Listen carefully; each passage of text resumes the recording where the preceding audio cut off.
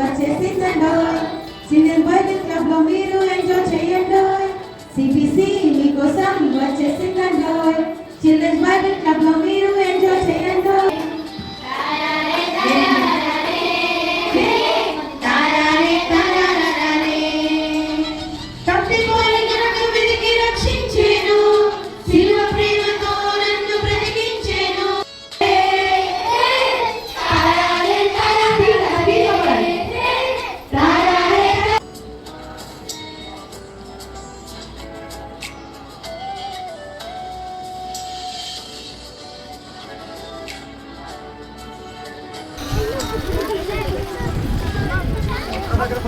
నెలూరు మా బాబు అది మొదలు అదబ్బే నాని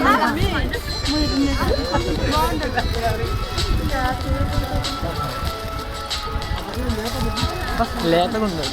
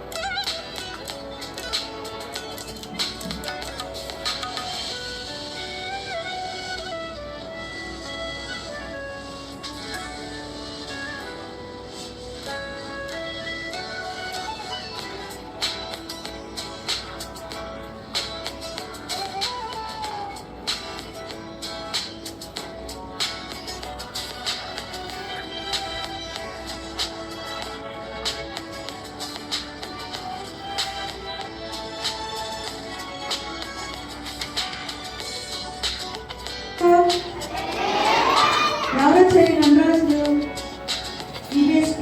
ఆ పాప వెళ్ళిందంట.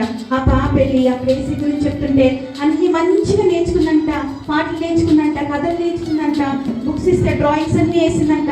అలా సంతోషంగా ఉన్నప్పుడు కొంతమంది అంట వచ్చి వాళ్ళందరినీ పట్టుకొని తీసుకెళ్ళిపోయారంట. ఎందుకో తెలుసా? వాళ్ళు ఏసై గురించి వింటున్నారని.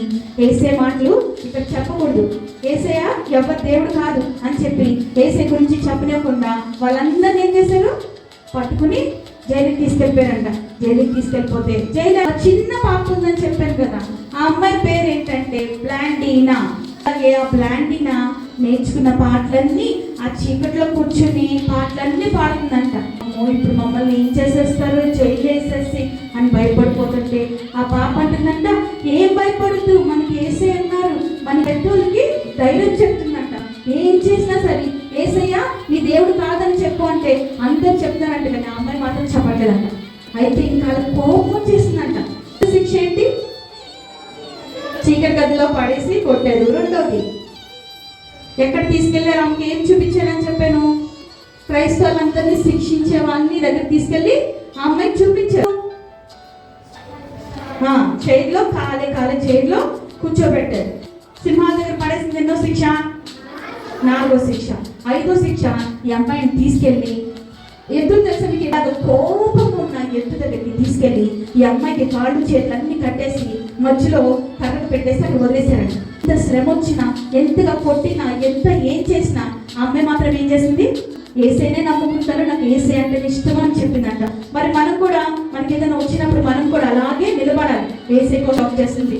ఎంతో దూరం నుంచి మీకోసం వచ్చాం. ఎందుకంటే ఏసై ప్రేమ అంటే ఏంటో చెప్పడానికి వచ్చాం. ఏసై మమ్మల్ని ఎంతగా ప్రేమించారో అలాగే మిమ్మల్ని కూడా ప్రేమిస్తారని చెప్పడానికి వచ్చాం.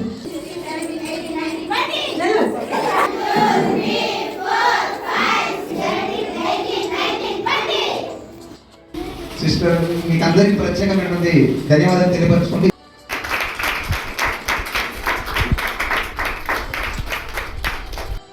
ఎవరి మీద ఆధారపడకుండా మరి చప్పట్లు పట్టండి ప్రతి ఒక్కరు.